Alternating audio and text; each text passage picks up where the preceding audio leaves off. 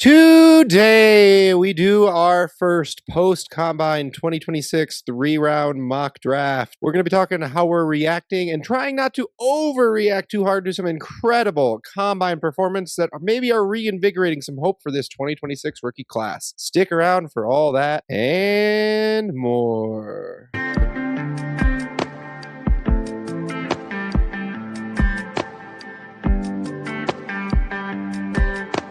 And welcome into the Dino Construction Podcast. Justin joined with David and JP. Got the whole band back together. Very excited to be reacting to the combine as far as how it's really shaping, not just quick reactions, right, but the overall 26 perception we have. We'll definitely discuss, does this help the class really? Does it just help the, expectations, reputation of this class? Is this a selling window right now? Do we actually buy into some of the hype that we're seeing for some of these names? I felt better about the back end of this first round than I did maybe a month and a half ago. We'll definitely touch into that. Before we actually get into talking the combine, let's first go ahead and just answer one question about what we actually care about. This is an audience question from last week from Eric Benson on YouTube. Appreciate the interaction, bud. What are the specific stats you tend to pay the most attention to for each position during the combine? It's limited data, but with so many numbers thrown around, it's hard to know which. So, JP, start me off with a position or two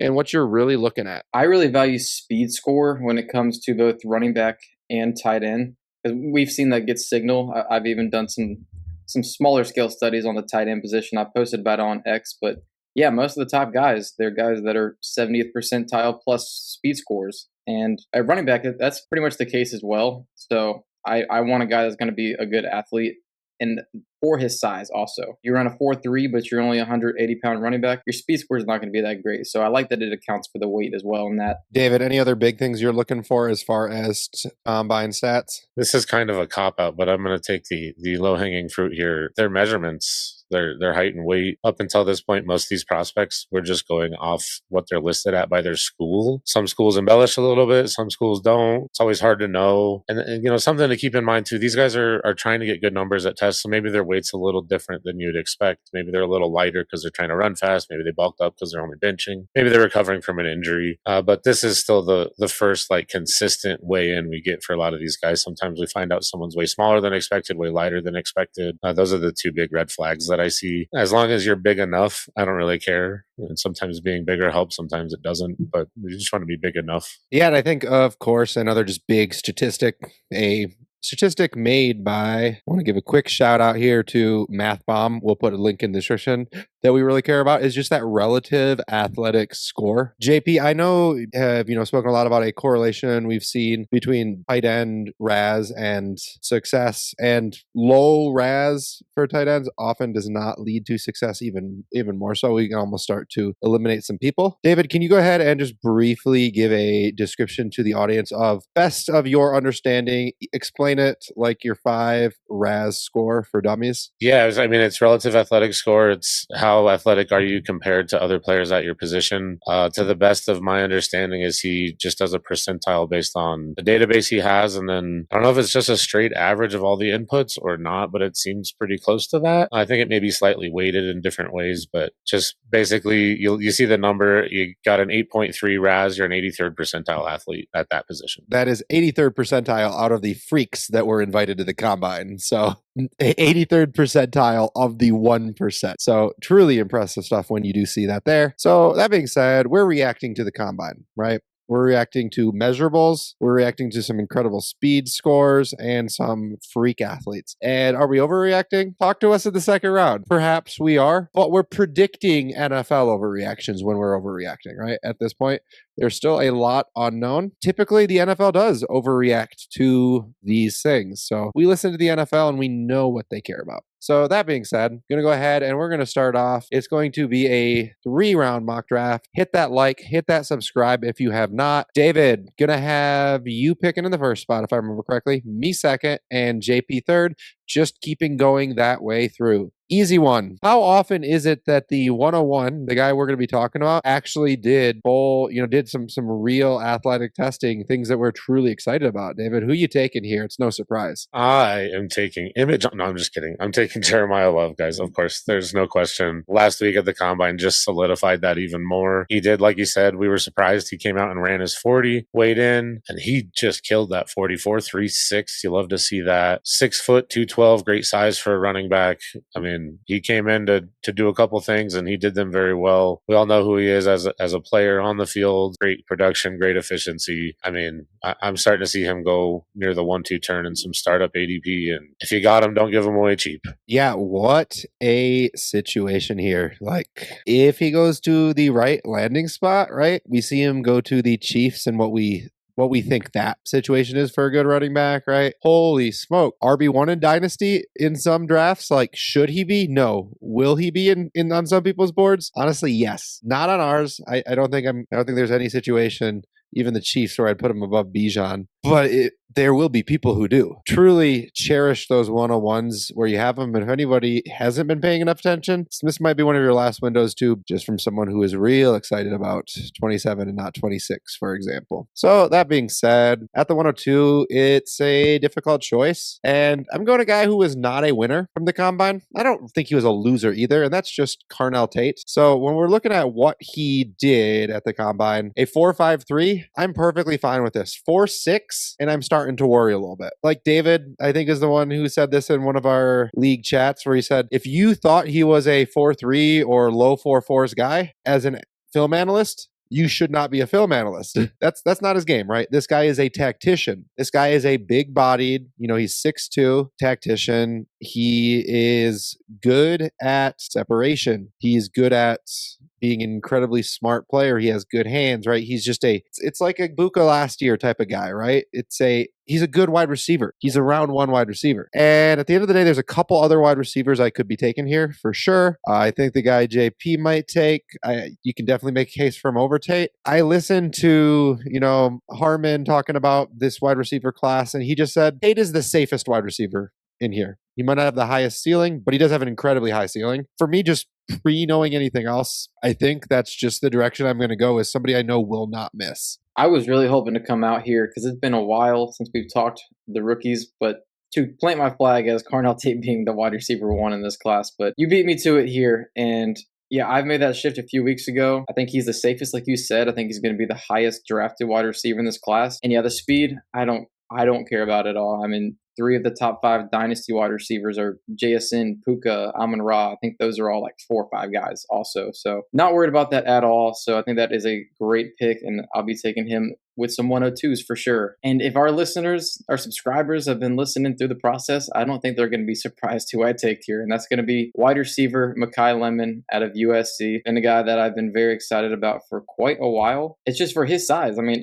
I've loved the ball skills, the tracking ability. He's super tough, and that toughness is part of why he's been comped to another USC wide receiver, and that's Amon-Ra St. Brown. We have the measurements. This was the biggest thing I was looking for with Makai Lemon, because he was listed at 5'11", around 195. And the thing is, I looked through the top 20 dynasty wide receivers, and none of them are under 5'11", and kind of moving to a more 12 personnel NFL. I was worried that, okay, hopefully he does not get pigeonholed as a slot only guy if he comes in like 5'9.5", 5'10". But he hit the benchmark I was looking for at 5'11", 192 pounds. It comps very, very similar to Amon-Ra St. Brown, who he said he models his game after, and I can definitely see it. A guy who's tough at the catch point and after the catch as well. Same school, of course, too.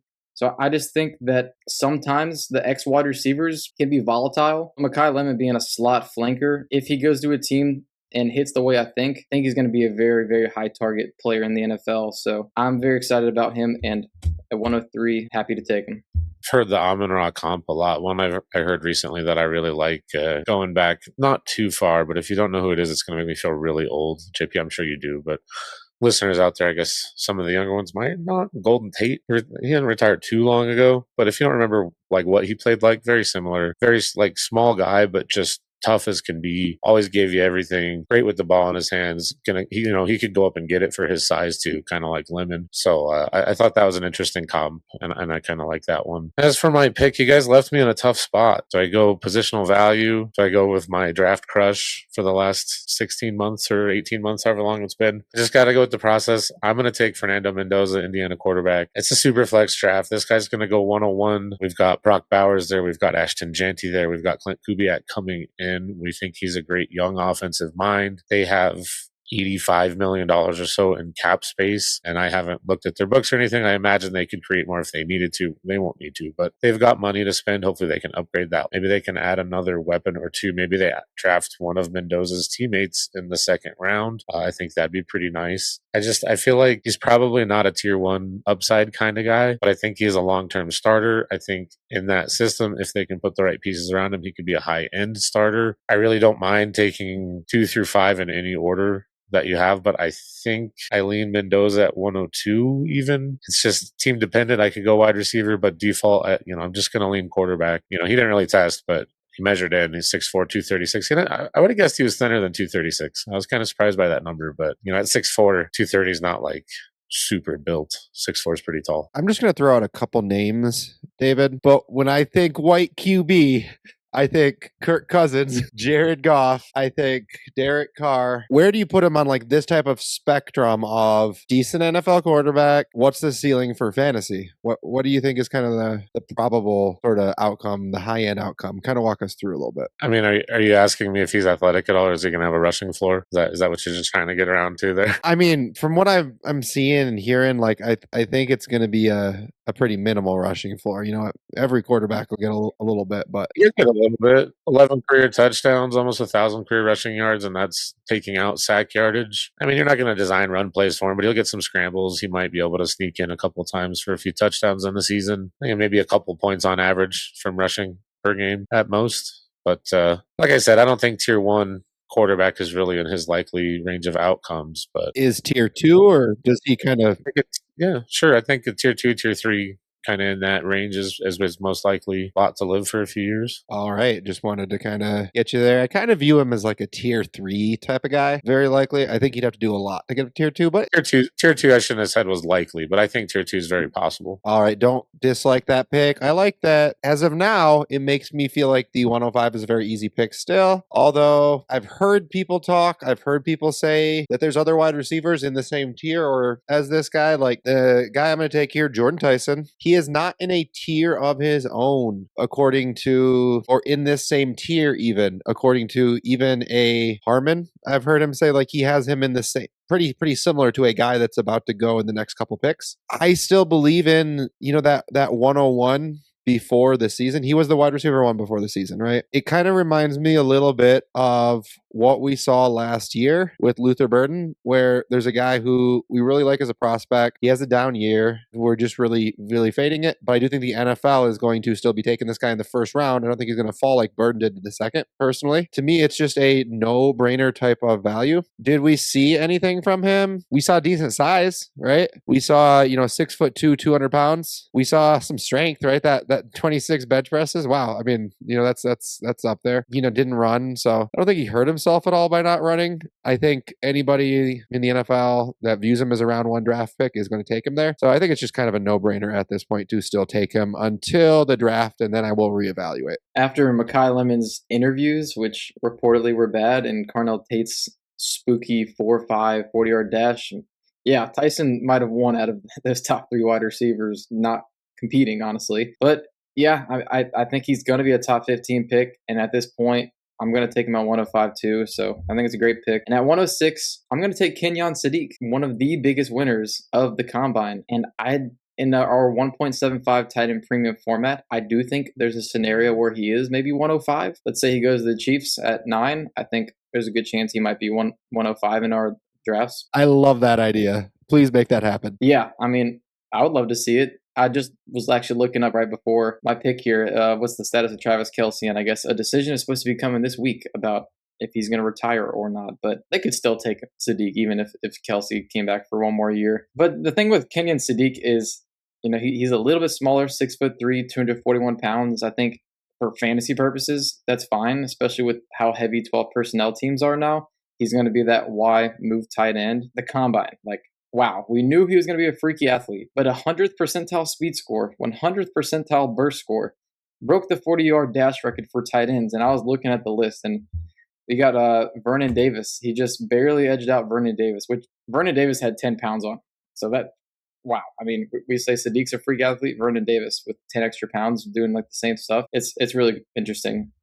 But I'm not super worried about the production either. I know it's not great. I like to see a little bit more, but if there's one position that we don't care too much about production, it's at tight end. He's only 21 years old. You know, tight ends, we have seen them take a little bit of time, but his college dominator is still 70th percentile because he was a red zone threat, played alongside another really good tight end prospect, Emmett Johnson, who I'm here might be a second-round pick in next year's draft. So, yeah, I mean, with that athleticism, he's going to be given a chance for a long time. He's probably a top 15 pick in the NFL draft and maybe top 10 after the performance. So, very excited to see what he can do in the NFL. Yeah, I'm a little more worried about his production. I think I value that a little more at tight end than you do. But, man, the ceiling is undeniable. I kind of want to take this as an opportunity here. I want to get you guys' input on this too, but one of the most important things about the combine, in my opinion, especially when you're evaluating prospects, is to not double count things. So, like, for example, we knew Kenyon Sadiq was a freak athlete, and then he just went out there and proved that. Ordinarily, I would say he should stay right where he is because we knew what he was coming in. Now, this performance was freakish even for a freak, right? So, like, maybe you give him a little bit of a boost. But if you guys want to just speak to, are you upping Sadiq a little bit more? For me, he moved up in the tier, but he's still in the same tier. And then just bigger picture, how do you notice when you're double counting something and how do you try to avoid that? So for me, there's some pretty obvious names to compare this to in the last few years. Xavier Worthy, I fell for it personally. Anthony Richardson, JP was a big fan just because of the logistics of what a quarterback with that ability can do as a rusher for fantasy, right? So when we see like a Anthony Richardson type, right? And we see them come from kind of dark horse to 101 consideration, I think that's when we might be overreacting to the athleticism. Now the NFL overreacted to the athleticism, and they told us with draft capital that we should take it seriously and all of these things too, right? In that situation, when you're talking about, we had Sadiq as a consideration put at the 106 in tight end premium before, saying maybe I'll take him now at the 105. That's not the type of overreaction that like constitutes double counting or overreacting, right, to something that we already knew. That's just saying like, oh, if this comes with a good landing spot too, then I will use it to push him up maybe a tier. I think pushing up potentially a tier versus like coming up a lot and really truly moving up based off of this, I think that's okay. It's just ask yourself, where was he for you before the combine? And if the answer is 6 to 12 picks higher, especially 6 to 12 picks higher is fine if they move from the third to the second round, because that happens. But if we're talking about moving from the early second to the early first type of thing, that's when we have to start considering, are we looking at production enough, in my opinion? JP, do you differ too much there? No, I think you nailed it. You don't want to adjust too far. But yeah, if you're going to just 1 or 2 spots, or maybe if it's a late round pick, then you can move up 5 or 6 spots or so. But yeah, at this point, it was already in consideration on 106, 107. To also keep in mind is getting confirmation of information you thought you knew is also something. It's not nothing. So moving him up, I agree. Like, he had a phenomenal performance. He not only confirmed but exceeded expectations. So moving him up, I think, is fair. A couple of these other later guys we can talk about. Some guys that actually didn't make our top 3 rounds that I think some people might have much earlier. Maybe we'll have a similar conversation about. Moving on, though, to my next pick here at the 107. I'm going to take receiver 4 currently, though it is close. I'm going to take KC Concepcion, Texas A&M. He did not run. I don't think he did any testing other than on-field drills. There's been a gauntlet drill going around of his. Looks really good. I know it's just one drill, but one of the concerns about him was his drops. Looked confident in his hands. That drill really tests you out, and who knows how much weight it carries. Some people, I think, overvalue it, but look good. And I kind of already had him in this spot anyways. He's explosive with the ball in his hands. He plays inside, outside. I think he's I mean, he's not going to be our X receiver, but I think he's going to be able to play outside as a flanker in the NFL if that's where they want to put him. Explosive with the ball in his hands, has a couple of return touchdowns in his career, had a bunch of carries as a freshman, kind of transformed his role really when he moved to Texas A&M from NC State. So he's just shown a ton of versatility, and I really like the things I see on tape from him, and I really like his profile. I think he's a great pick. One other thing I want to address real quick. I didn't know this. I don't think many of us knew this. We found out at the Combine he has a stutter, and he had this big post about it that I read was really cool. If for some reason you ding him for that, like, shame on you. I don't know. Some people apparently have. I doubt they're real people. They're probably just bots because that's the world we live in. Just wanted to throw that out there because, when people struggle with things and they overcome it, it's really cool and inspiring. So good job, KC. Keep it going, man. The biggest thing for me was he measured in closer to 6 foot than 5'11" even. I thought he might come in at 5'10". People were speculating, and he came in 5'11" and 5'8". So that was really big for me personally. He is definitely a guy that I think has risen from, I remember 6 months ago talking about him as production profile, speaks as a late first rookie draft guy, but we have to see, what we think is going to happen in the NFL draft. Let's look at mock drafts, industry people. And he really has cemented his way in to really help this class out quite a bit. Now, next guy I'm going to be taking here, a wide receiver in Denzel Boston. I had him at the 106 in our last draft. Really do still love him as a prospect. Now, did not do a whole lot, right? We saw the shuttle, 5.94. We saw his vertical that he did. But what really matters for me is just where he came in at 6'3.5", 212 pounds. That type of size and what we've seen on tape and statistically from this guy playing in the Big Ten. I believe he's a first round draft pick. I don't believe he's a first round draft pick. He's not going to be like a Leggett, a Pearsall type of guy. If you love Pearsall, go ahead and crucify me in the comments. But he's not going to be a, fringe first round draft pick. I think he's going to be a, late teens, early 20s type of pick, if not sooner, if someone falls in love with him. And I think he deserves to be there. And I think players in that range are just such safe guys to take in the first round. So truly love him here. Don't know that I would take him at the 106 anymore. I think I'm probably kind of in tight end premium. In tight end premium, going to be leaning Sadiq over him. Of course, it's close. This is not as big of a. I'm upset after the 105 as it used to be. I'm feeling more excited about this. We'll talk at the end of the first, and we'll ask: is that just hopium and hype, or is there some reason for that? Yeah, I still feel very confident in him being a round one wide receiver. I don't think he's Drake London. I don't think he's Ted McMillan, but he's on that spectrum. And if he takes the step, the key continues to develop behind, which he had to behind Rome Odunze and Jalen Polk and Germie Bernard and Jalen McMillan. So his production had to wait for a little while, but he learns from some pretty good veterans there as a young kid. So also returnability, returned a touchdown in college. So he's just an impressive player with pretty good production. So I still like the player. Some people might be a little bit down on him, but I still see a round one wide receiver. Now at 109, I'm going to take, I feel like it's every mock draft. The Washington guys just go back to back, and I'm going to take running back Jonah Coleman. And we did not see any testing stuff from Jonah Coleman, unfortunately. Some of the top guys did, and it kind of hurt them, like Emmett Johnson and Jadarian Price was a little bit underwhelming. But Jonah Coleman, the year of 2025 wasn't as good for him.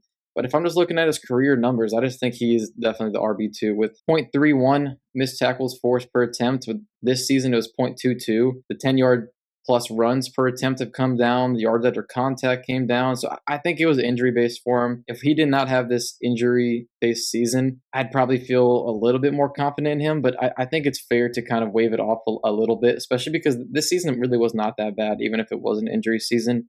He had a 1.73 yards per route run this season. So I still see a guy who could be a high volume goal line guy who gets receiving work as well. Not going to be a true workhorse. There's only a few of them in the league, really. So I still really like the profile, and I don't know that he's going to be the second running back draft in this class, but I do feel pretty good about him being a day 2 pick at that.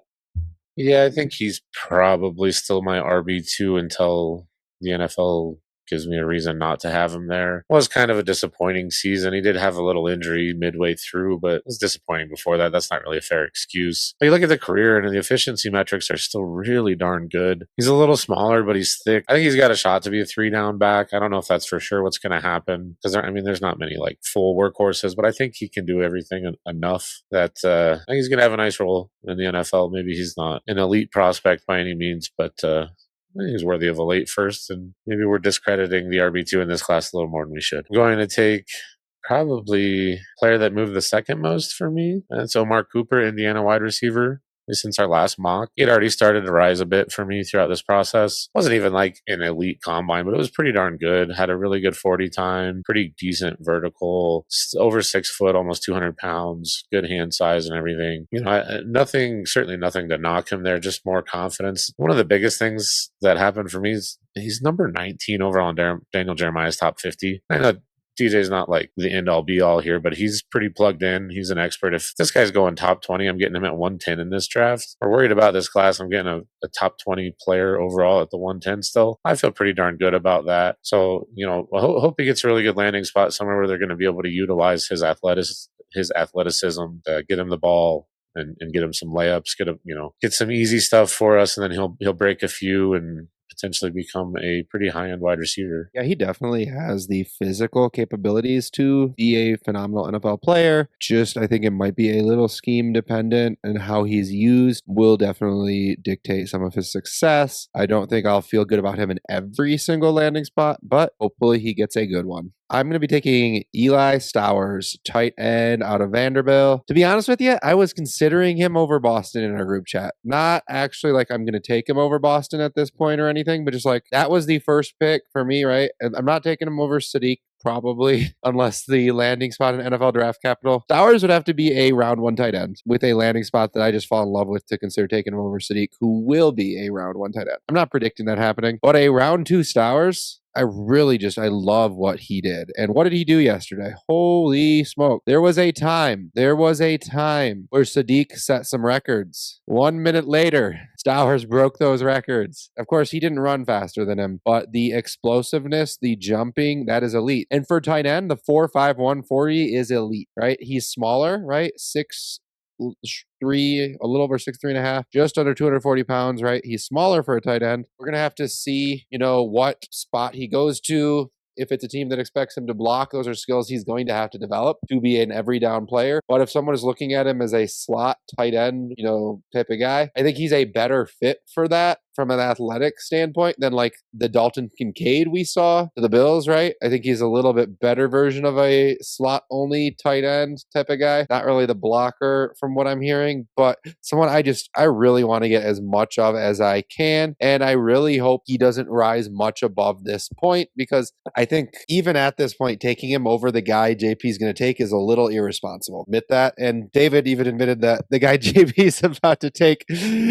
taking Cooper over him is probably a little bit irresponsible as well. But it's fun. And to be honest with you, Stowers has been a guy that I think we took him around in the 201, 202 in our last mock draft. And I think moving him up to the late first is pretty reasonable with these numbers. Yeah, I took him at the 201 in our last draft. So he only moving up 2 spots, I think, is perfectly fair, because I thought he was going to be a good athlete, but I don't think he was universally talked about as a freak athlete, like the same vein as Kenyon Sadiq. So definitely was an awesome performance. So I'm glad to see what he did. And also, I do think that if a team is investing in him in round 2, they have to know what they're getting into, right? He's going to be a move tight end. He's going to be a slot, partial player. So hopefully he goes to a team that does have a smart offensive coordinator / head coach and is creative. So yeah, I'm pretty excited to see what he does here and where he goes. And the player that you alluded to me taking here is quarterback Ty Simpson. And every single mock draft I joked is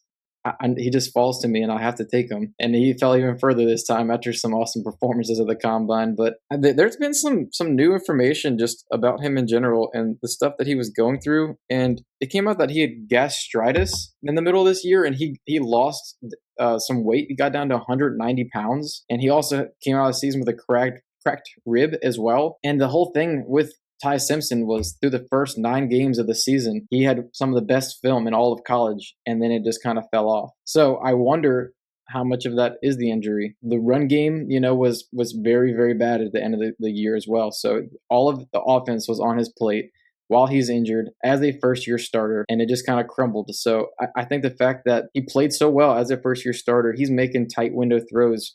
I've seen people breaking down how intelligent he is, and there's coverages that are being shifted post snap, and he's able to identify some of those things already. So you give him some time to season. I mean, the most ideal spot would be 13 to the Rams or even 20-ish, whatever the second pick in the first round is. If he goes there, I think that's perfect. Give him a year to develop and then have Sean McVay that system down for him. So at 112, yeah, I'd be pretty stoked to get him, even though I'm not like a huge Ty Simpson fan. I do think that there is hope for him to be a starter. Yeah, truly is just a value pick at that point. So the first question is just thoughts. How does it feel? I think we still like the first 5. Is this tier break still at the 105 at this point for you, David? And then just tell me some other ramblings and thoughts about looking at this draft board. 1 is on its own, and 2 through 5 is a pretty tight group for me. And I think 6 through 8 has kind of separated itself as well. I do kind of think Sadiq is at the top of that group for me here as well. I still can't consider him close to Tyson, Lemon, or Tate, and definitely not Mendoza. Maybe draft capital will change that, but those guys are just a little more complete for me. End of the first round, I still think there's some upside. We've got our RB2 if he gets into the right spot. That's solid. We've got a receiver who could go middle of the first round still. We've got a quarterback who could go in the middle of the first round, and a tight end that just broke some jumping records at the combine. Even though he can't block, as long as he keeps tight end eligibility, we're probably okay. I don't know. Like, it's not great. No, but like it's not as bad as I think maybe we were expecting. I don't know. Maybe I'm just being hopeful, getting some rookie hopium. Compare it to the Kenny Pickett year for me, David, and tell me kind of. Was that Drake London, Garrett Wilson? Yes, sir. Jamison Williams. Of course, we also had James Cook, Kenneth Walker, Breece Hall. What was it? We got a better quarterback, I'll tell you that much. Probably got a better running back. I would imagine Love will be better than Breece. As far as that group of 3 receivers, I think I probably like Love, Wilson, and Olave a little bit better than this group, but I was a huge fan of that group coming out. I think it's probably around the same as that class, give or take. Like the tight ends better here. I think that class might have also had McBride, if I remember correctly. All in all, it's a down year, I think, but I don't think it's a horrible class, and I think we're going to find some value in this, especially if you can hit in some of the later picks in this draft. JP, what's your reaction? It feels better than it did, but maybe that means it's time to sell because it always feels worse after the draft. So, I mean, the 111s, 112s, I think at post-draft, they're probably going to feel a little, worse than it does now. So I might look to sell, with the fact that this is the most athletic class. I think some people probably are going to be more bullish on it. We kind of are a little bit too. So I think it might be the time to sell some of the late round picks, but yeah, I definitely feel a little bit better now. Let's move into the early second, and let's just make sure we make it to a point of just saying, when is that cutout point of I don't see this player being part of this Stowers, Cooper, Simpson tier. They don't have the potential to be in that tier. Because I would like to definitely touch base on where that tier break is. And with that being said, let's move to the 201, David. 201, I think this is the lowest this guy's gone in our mocks, and I feel a lot better taking him with a second, with a 2 in front of the draft round. I'm taking him in instead of the first. I'm a huge fan of his. We knew he wasn't a great athlete. It's Emmett Johnson, Nebraska running back, for those just listening. I love the way this guy plays, though. I knew he wasn't a great athlete. He didn't test well, so I think he's probably falling a little bit after the combine. This is what I mean personally by don't double count. And he wasn't a great athlete. He went out and tested. He was an average athlete for running back. That's fine. That's what I expect. We still have forcing a missed tackle on almost 27% of his attempts. Over 1 yard per out run, 1.27 actually. Other efficiency metrics, maybe not as great, but, huge production last year, some explosive plays, 5 straight games, 100 plus yards, 3 games, double digit missed tackles forced. Like, guy's a baller with the ball in his hands. I'm a little worried about the athleticism, but again, I was before the combine, so I feel really good about taking him in the second. Pretty much anywhere in the second you can get him, I'm okay with. Depending on landing spot, he might sneak back into our late first, but I think this is a good spot for Emmett Johnson right now. And a lot of people I've listened to just, dissect his tape have said he hits a lot of doubles. He doesn't hit a lot of home runs, right? A lot of singles, a lot of doubles, right? 15, 20-yard gash plays, but he's not running away from guys. I think that his 40-yard dash time just really kind of agrees with that. He's a guy that can, has some wiggle, can get by you, but probably isn't going all the way to the end zone. All right, at the 202, taking another running back here, Jadarian Price, running back out of Notre Dame. I know this is or at least pre-combine, definitely was the running back 2 for a lot of people. JP, you can let me know if he was for you pre-combine and or if he still is. We didn't have you in our RB tier video. Now, I'm not upset with what he did at the combine. 4.49 40-yard dash, right? We'd love to see a little bit quicker. We see good speed, good explosiveness, strong enough, right? 7.84 RAS score, so 78th percentile in the bench pressing, right? Now he's 5'10", 203 pounds. At that size, we do want to see a little bit more top end speed. I'll admit he could be a little bit faster, but I'm not upset with any of this, right? It's fine. And it's really just going to depend, what does the NFL do, right? We've heard might be the second running back off of the board. If he's the second running back off the board and he's the 83rd percentile running back athlete and somebody believes in him, I'm all in. It's just going to really depend on what they do. And I am betting he is going to end up with decent draft capital still. Yeah, I didn't have him as RB2. I was more so pushing he probably is the same tier as Emmett Johnson and Jonah Coleman, if the universal view of him is that he's RB2 of the class. But yeah, who knows? I want to get some more information now that we are post-combine. But the biggest thing for me was, I thought he was going to come in at least at 210. Came in at 203, and he's not a receiving back. And like you said, he's not carrying that elite speed as well. I do think he's a good running back. I think just as a strict runner, I think he's pretty good. But if you're 203, I don't know how many carries you're going to get or third down looks you're going to get. But who knows? He might bulk up.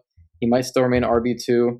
And there's some spots, the Saints in the second round, the Broncos to maybe go alongside RJ Harvey in the second round. There's some spots that are still pretty interesting for him.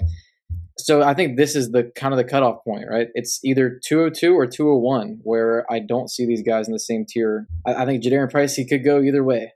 He's right on the edge for me. It's going to be very draft capital dependent, landing spot dependent. So I'd probably put it at 201 to be more safe right now. But do you see the tier break at this point too? Justin saying, yeah. What do you think, David? Probably. I mean, as far as confidence goes, I think so. But I think Kaytron Allen might be in this tier too, to be honest with you. But I don't know. Maybe the NFL isn't as high on him as I thought they would be. I think they profile similarly because they're both not great pass catchers. They both don't have great top end speed, although we don't know what that speed looks like for Kaytron Allen because he did not run. But what I do like is that he did come in at 216 pounds here, and his nickname is Fat Man, and he loves it, supposedly. And I think he takes pride in being that physical running back. So I think there's a clear and defined role for somebody like Kaytron Allen with the production he's had and the size, and the receiving chops aren't terrible. He played alongside Nick Singleton, who's a really good pass catcher, and even still, he had decent pass catching profile. It's not impressive. It's not putrid. So I just think that he's a safe, steady running back that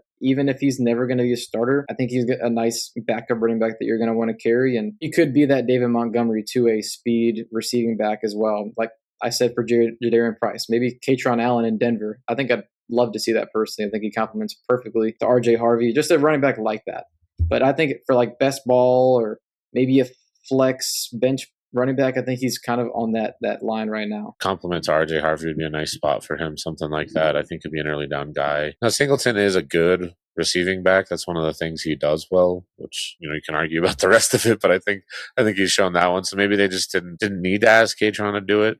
Maybe he can. I don't know. I will move on to my running back pick here, and this guy kind of arguably won the combine. He was one of the most impressive people there. Probably my biggest riser. That is Arkansas running back Mike Washington. He is 6'2", 215-ish, 223, sorry. Ran a 4.33, just over 1 5-10 yard split. Big jumping numbers. I was a little worried about him because I hadn't watched him much by the time we did our last mock draft about a month ago or so. Obviously had to watch a little bit after the combine. 6'2" kind of scares me with running backs. That's kind of the top end of the height that I like to see at running back. The RAS card does say 6'1". Well, he was listed at 6'2". Even better. I like him even more now.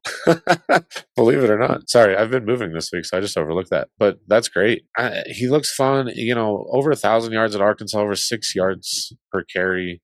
Decent efficiency metrics, almost 1 yard per outrun. I don't think he's going to be like a superstar, but I think he's, kind of in that Bashal Tootin where you're like, man, if this guy does hit, I'm really excited for him. But like, you need to see some more things. We need to get good draft capital. We need a landing spot where he's got an opportunity. If those things happen, I think based on his combine performance, he could gain a ton of steam going into dynasty draft season. No, he is definitely one of those guys where, like I said earlier, you don't want to move guys up multiple rounds if you're moving them up where Mike Washington is right now, right? But Mike Washington, he wasn't even in the third round of our last draft pick. I don't mind moving somebody into the mid-second round pick based off of, combines and what. It's not just a combine, it's that we think he's now got a very realistic chance to be a round 3 running back, right? We think a team probably, we're David is basically putting his stamp on this guy's going to be a round 3 running back, right? When he's saying, I'd take him here. But that's more or less we're saying between the production, the athleticism, he's going to get NFL investment and he's going to get something resembling a shot at a valuable role. That being said, agree with that. Do like the pick. I'm going to go Michael Trigg here with mine.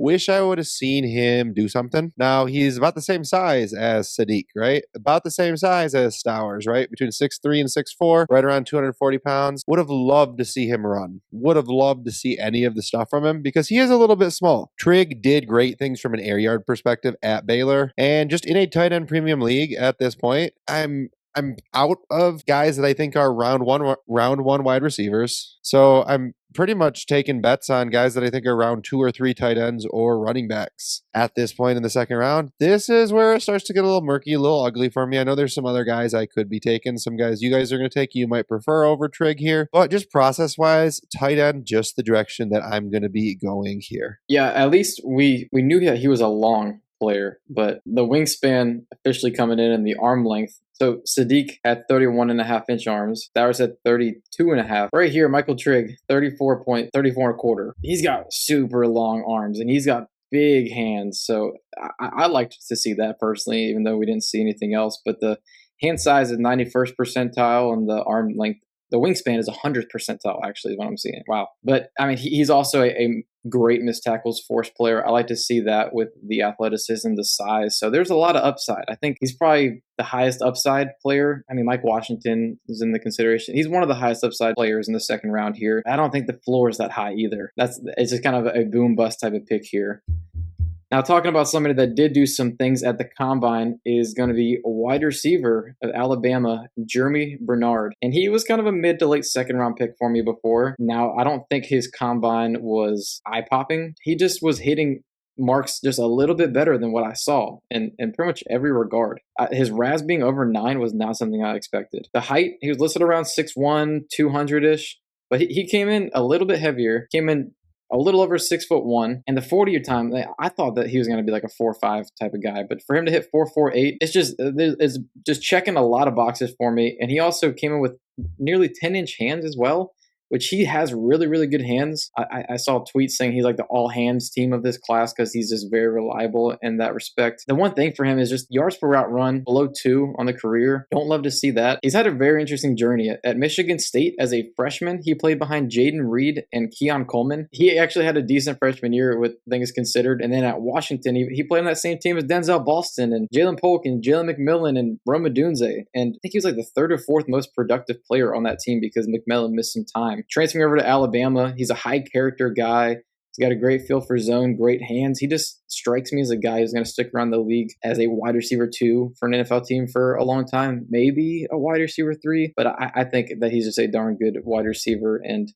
if he gets a good spot, I kind of see him as like a Robert Woods, right? So I think he could be pretty good for fantasy, but it's the second round, so I'm not that confident right now. Yeah, he was just doing the bench press short of filling up his RAS card, doing all the stuff at the combine. Very few people do that anymore. Shout out Emmett Johnson. One thing I forgot to mention when we were on him, he did fill up his card. I love to see it. I love when they come out and compete. I think Germie had a great combine. Still a little worried overall production, not that great. I think the NFL can try to convince me otherwise, but I feel like he's probably going to go before I take him in most drafts, if not all of them. But definitely look good. My pick here going to be another wide receiver. Not always a process move to take wide receivers in this round or in this range, but I feel pretty good about the guy I'm going to take here. That's Elijah Sarratt, the other Indiana player. I'm taking the 3 high-end Indiana players, I guess, go Big Ten. I've taken him a lot higher in some of our mocks. He might have even snuck into the back end of the first on 1 or 2. And that's just because I feel confident in what you're getting in Sarratt. I mean, he does a lot well. I'm a little worried about the separation at the next level. So I don't know if the high end is there, but I think he's going to be a good pro. And I think he'll be an okay fantasy player, at least has a chance to be. So taking him here in the middle of the second round of what we're considering a weak draft, I think that's a really good spot for him. I think he just measured at the combine, right? Yeah, he just measured in at the combine.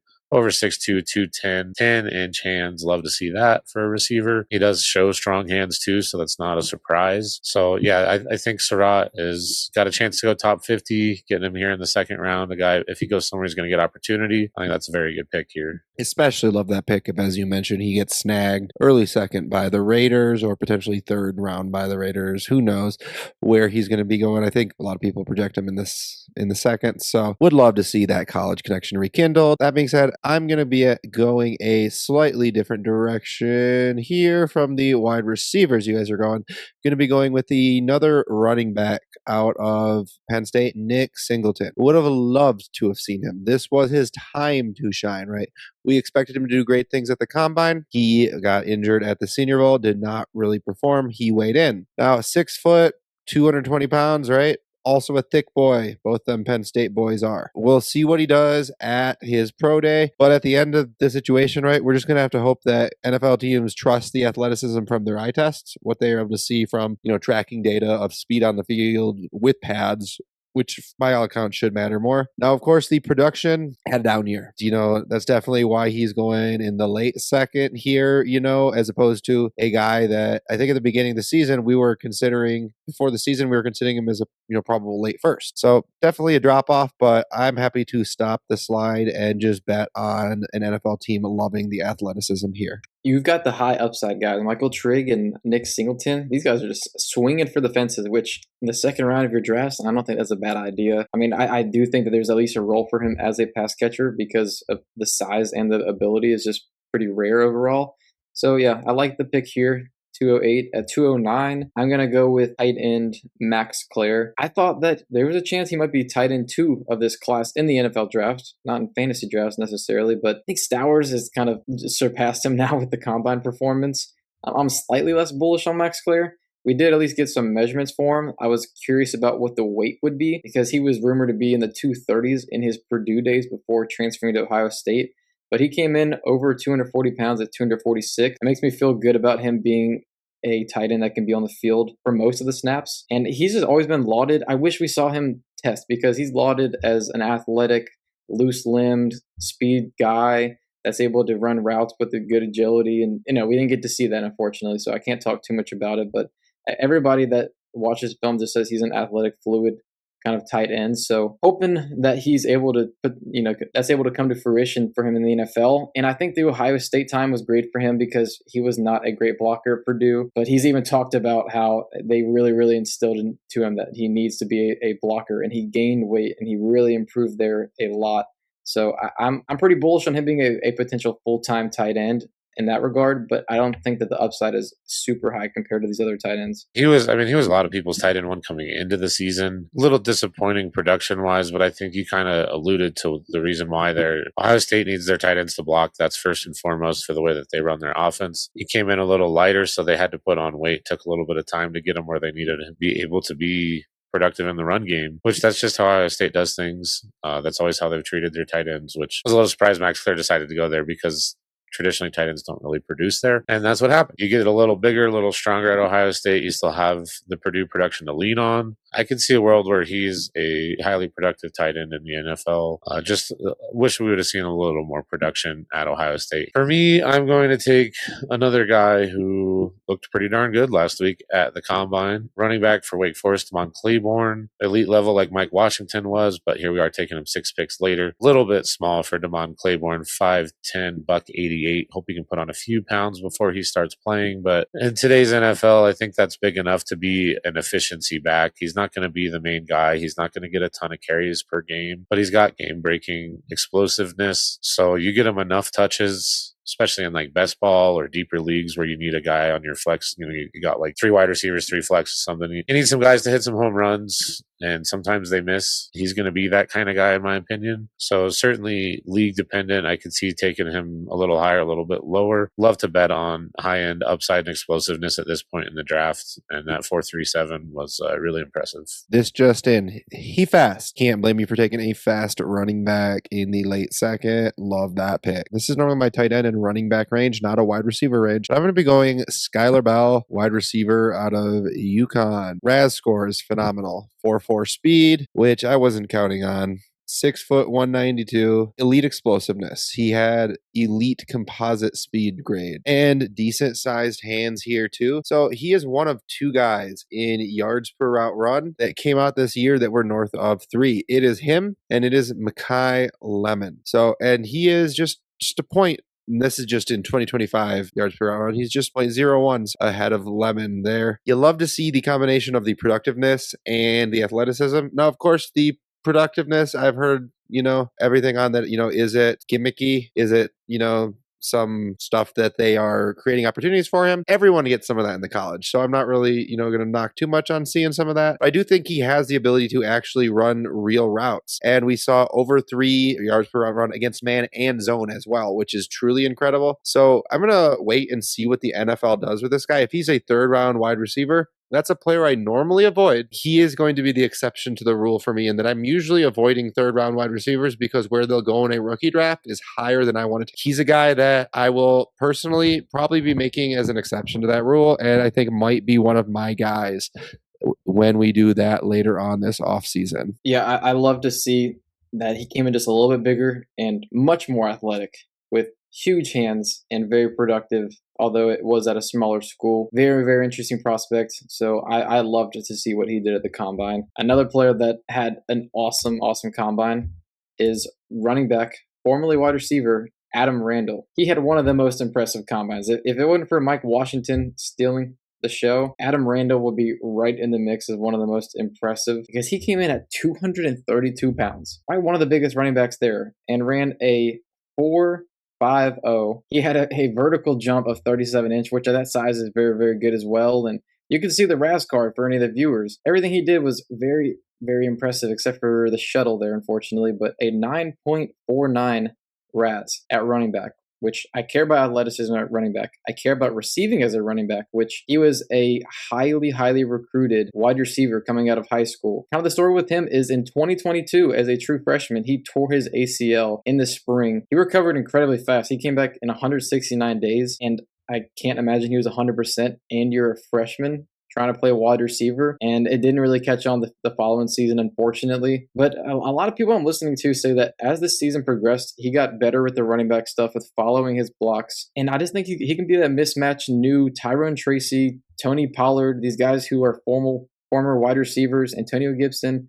They transition, and they at least can have a receiving role. And with his size, I wouldn't be surprised if he gets a goal line role. So if he continues to develop as a running back as well, I mean, honestly, he's probably got a pretty high ceiling. So at 212, I'd be very happy to take the swing on him. Yeah, I get the upside with Randall. He kind of scares me, though, personally. I think it was during the combine, actually. He dropped one on one of the drills, and they were talking about how he moved from receiver. And they're like, well, you think maybe that's why they moved him from receiver. Wondering about that. You see a 4.53 shuttle. That's really bad. That's really bad. It scares me at his size. I see the upside, though, like especially if he gets in the right role. He's definitely not off my board or anything. Just some concerns I have for him. All right, moving on to the 3rd round. I feel like this is the perfect pick to lead off the 3rd round. Louisville wide receiver Chris Bell. He's someone who, if he was healthy, probably would have gone close to a round sooner. Maybe not a full round, but he tore his ACL. I don't have the exact date, but it was midway through the season roughly. So I think there's a chance he could still be participating early on. He's probably going to miss a lot of the off-season program, which for a rookie you don't love to see. Maybe he comes along kind of slowly, but he's still a great player. He almost had 1,000 yards in his limited season. First team all ACC, ran the 222.5 seconds in high school. Previously we had talked on the channel about how we're a little worried because we saw he was only lining up on one side of the field. Looked a little bit deeper into that. If you look at through his whole career, it's pretty well balanced. That's just seems to be how they do things there at Louisville, from what I can tell. So I'm not really concerned about that. If his health checks out, I think he's going to go pretty early in the draft compared to what we're expecting here, especially if you're a team that doesn't need him to immediately start, which at this point in the draft, you're not counting on the 301 to start. Let him sit, let him get healthy, and all of a sudden it's like you're taking a second rounder next year or something. Really like the way the guy plays, love the upside. The only blemish right now keeping him from being a mid-second, probably pick is that ACL. I don't have any information on it, but I think there's a chance he could play early in the season. So I think it's a great spot for him. Yeah, he has not done anything to deserve any slide, but has just slidden just because a few guys have moved up for us, went in the later second in our last pick, in our last draft. I'm going to be going tight end Justin Joly from North Carolina State. Would have loved to have seen him done anything as far as the, testing numbers here. Did come in with very large hands. Love to see that. Decent wingspan. Honestly, just that exact same height and weight we've been seeing, right? Between 6'3" and 4 and 240-ish pounds. Again, like I said, my process here is tight end. It's running back. Could consider going a quarterback at this point as well, but I'm pretty much wide receivers off my board just because it's just not the range I'm looking to take them, even if they did have a good combine potentially. So when I'm just looking at this, I'm just looking for a guy who has shown productivity that I believe that will be able to transfer to the NFL, and where I'm projecting third or fourth round draft capital as a tight end. And that's just really, that's the process here, right? I wish I would have seen something from him at the combine because it could have cemented him a little bit higher here. But just going to take a productive tight end who I think is going to be a capable NFL player here. Yeah, he's one of my favorites. He kind of checks the production box. His breakout age is actually 98th percentile at 18.2. College Dominator 75th percentile. And just watching him, I think he's a good athlete as well. So a receiving tight end who's athletic and checks the production box for me. So I like him. Would just love to see him prove the athleticism, but what can you do about it? Certainly so, yeah. I wish I saw him as well. At 304, I'm going to be taking running back the process here, and I'm going to be going with Jamari Taylor of Virginia. He's had to climb up the ranks. He started a smaller school, proved his way, worked his way up to Virginia, was the ACC rushing leader this year, and earned himself onto the Senior Bowl roster. So he's had to prove it, and the combine, he didn't do a lot. He did the jumps, and I'm not sure why he did because they weren't really that great. I see enough of the advanced numbers in his production that say that he's a pretty good running back prospect. His receiving profile, it's decent enough. And for the third round, I'm just going to take a guy who I think is a pretty good, well-rounded running back at this point. Yeah, I like Jamari Taylor. I think I took him in our last mock. He's shown a lot. He's continued to produce each new level. He's gone up in competition, kept his efficiency metrics pretty similar. So I think we're seeing the kind of player he is. Definitely in my third round range right now as well. Can't wait to see where he goes. Could definitely fall late in the draft, and that would be a little disappointing, but a good player nonetheless. For my pick here, I'm going to take our quarterback 3, I believe, right now. I think quarterback 3 probably goes a lot sooner in real drafts. We just don't know who quarterback 3 is. Quick look at Jamari Taylor's RAS score there. Thanks, producer, for being a little bit late. No, I got you. I'm going to take LSU quarterback Garrett Nussmeier. I think he is probably quarterback 3, and like I said, I do think quarterback 3 will go sooner than the 304 in dynasty drafts. I just don't know for sure who it is, so that's why I think he kind of slid in this mock draft a little bit. Nussmeier, somebody who going into the season we thought had a decent shot at being quarterback 1, being the first pick in the NFL draft. Reports about an oblique injury in camp that turned out to be a lot more impactful than I think anybody expected. Was it everything? I'm not going to be able to tell you that. I don't have that information, but you could understand like throwing the football uses your core, having an injury there, it hurts to throw, cut his passing yards almost in half, less than half the touchdowns, still similar touchdown interception ratio, but that got a little bit worse. And I think the biggest stat that you can see it in, his ADOT went from 9.5 to 7, and 9.5 was his career low. So it just kept getting worse, down all the way to 7 this year because of that injury. I think you can also see in pressure to sack, it almost doubled from last year. And I think that maybe he's protecting himself. You don't want to open up your rib cage to take a big hit when it hurts like that. I'm not saying it definitely was the injury, but it makes a lot of sense to me. So if we can chalk up last season to mostly an injured season, look at what he did the year before, I could see him going in that second round, having a chance to sit for a little while, maybe take over towards the end of the season and be somebody's quarterback for the next few years. Yeah.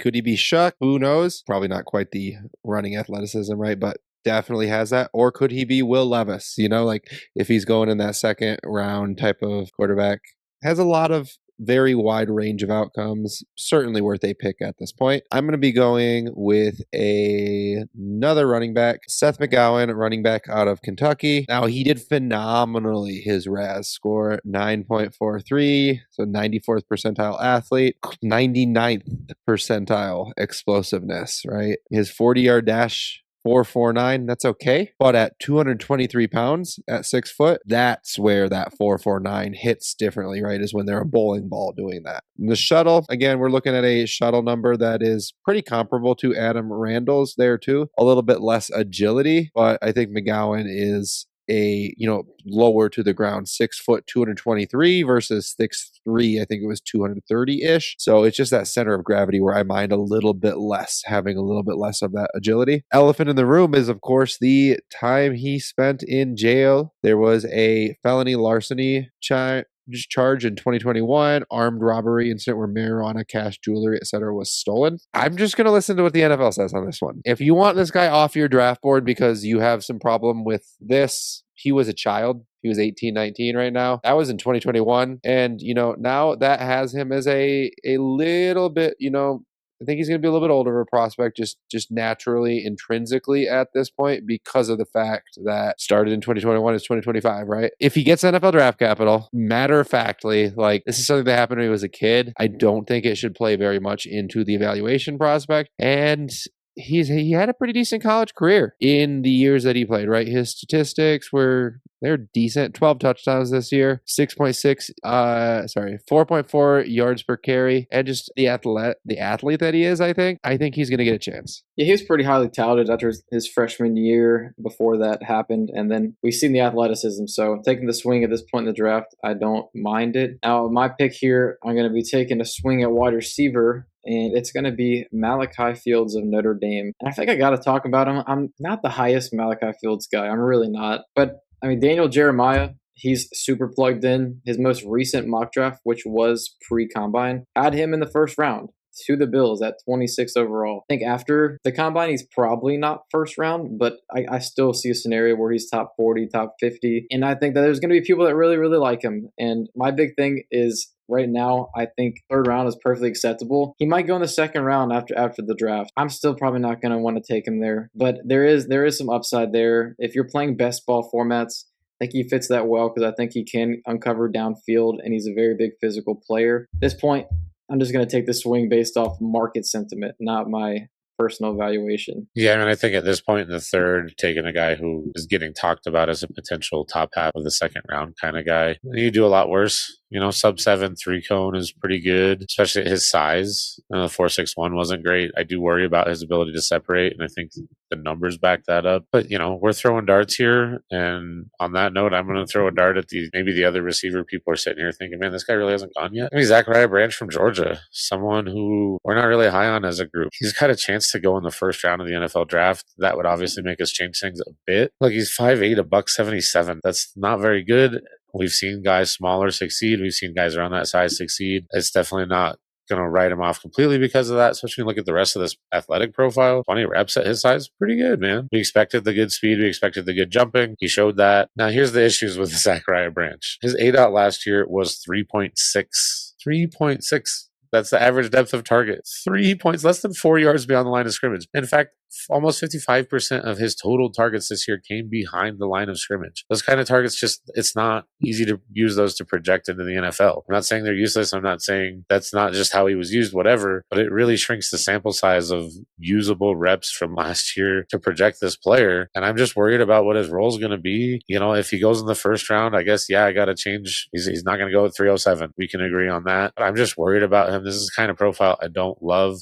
We see a lot of these low ADOT guys that were good athletes just not do anything at the next level. And I kind of think that's what's going to happen here with Branch. Again, I expect to move him up a little bit based on draft capital, but for now, I'm just really worried about this profile. Between the ADOT and the slim frame, I think he's going to be a guy that is taken by an NFL team, runs wind sprints while occasionally getting some gimmicky stuff. If the NFL takes him in round 1, I'll probably have him in the early second round. Maybe kind of part of that like Rice sort of range. I got burnt by Xavier Worthy. So for that reason, I'm currently out unless something really changes my mind from a landing spot and draft capital standpoint. I'm going to be going Eli. That is a wide receiver? No. That's a running back? No. It's a phenomenal athlete. It's all of the above. 0.53 unofficial RAS score, 4.44 40-yard dash, decent explosiveness, 6 foot, 198. I'm very happy with what he did at the combine here. I'm also very happy with what he did in college. This year, he had 77 carries for 499 yards and 51 catches for 941 yards, playing both running back and wide receiver. The level of competition Navy is coming up against, it's going to be a little bit lower. They do get some prime games, right? I believe they're going to play Notre Dame every year, usually play some other decent schools, but they're also going to be playing against some teams that are not quite the same level of competition. Just watching this guy play, he has that dog in him. If he gets a starting opportunity in the NFL for a few weeks because of injury ahead of him, I think he could take it and run with it, right? He's a guy that I'm going to be hammering pretty hard in the third round. I wouldn't mind having 40, 50% exposure of him burning a bunch of third round picks because he's a running back. And if he ever gets a chance to start, it's worth the risk. I love this guy. I think he's a really fun prospect, and I think he definitely could be one of my guys as well. In this range, I think he's a very nice swing. Navy, that's just the scary part of it. I mean, the rushing leader for Navy was their quarterback, had 1,200 yards. The second leading receiver on their team had 150 receiving yards of it. Eli Heidenrich had 941. I just worry about Navy and being this tweener.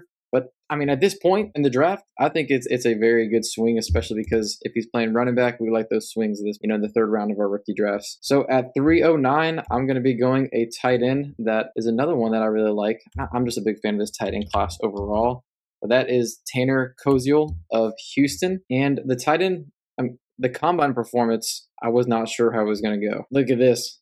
9.72 RAS. He's checking the athleticism box for me here. He is a long player here at 6.5 foot tall, 247 pounds, pretty similar to the Stowers and Sadiq, right around 240. He's just slimmer, a little bit taller. The vertical, the explosiveness was something I didn't expect. The 40-yard dash, 4.7 isn't amazing, but take this year out of your mind. 4.7 for a bigger tight end, taller, it's a pretty good number. I mean, you're seeing the RAS is qualifying that as 80th some percentile for the size of this player, and as a productive player in college, he actually was he was top 3 in receptions in college the last 2 seasons. The Dominator's 84th percentile. Only thing I worry about with him is just he has a ton of contested catches. I think as a red zone threat, he's going to translate immediately. He's long. He was very good at those contested catches in college, and just a very, very highly productive player.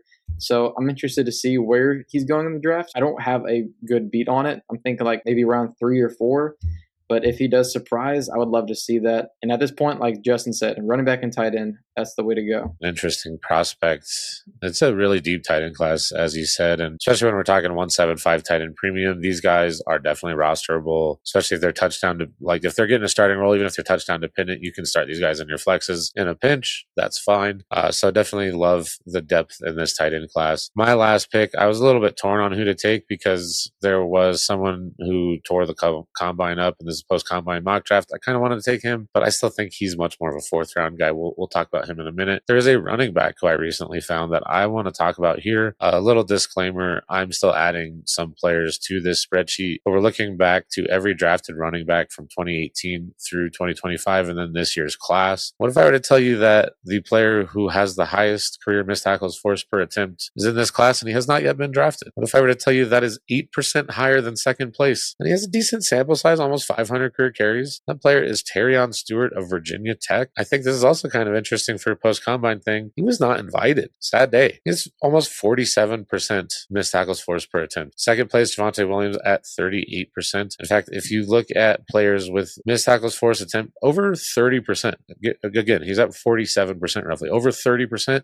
Yards after contact, over 4. He's at about 4.6 in his career. That list, we have 12 current players in the NFL, 3 in this class. Of those 12 players, Dwayne McBride, Darwin Thompson, the only 2 I'd really call misses. After that, we got Ramondre, Tyrone Tracy, Jonathan Brooks, Tyjae Spears, Bashal Tootin, all guys that have either produced or at least had some value where you could have got a nice return. Javonte Williams, Kenneth Walker, Travis Etienne, all have produced well. Javonte had a little injury hiccup. You've also got Bijan and Janty in this group. From this year's class, Jeremiyah Love, Jonah Coleman, and Terion Stewart. So a pretty nice list to be on. Only 2 filters that had to be applied to get you there. So I don't know. I mean, he's got a lot of red flags. He's older. He never really had like a great season. Offers nothing as a receiver. But man, he can make guys miss. And that's pretty important. At this point, I'm thrilled to take a flyer on him. RBs. That's the way to go at this point. And hey, you got some phenomenal statistics there to back it up. Is it Dwayne McBride? Maybe. We'll see. Would I take a Dwayne McBride type at the 310? Absolutely. Just not Dwayne McBride himself. All right, going to go ahead and move on to my last pick here. And that is going to be Roman Hemby, running back for the Hoosiers. I didn't want you to take all the Hoosiers, David. Had a great year this year.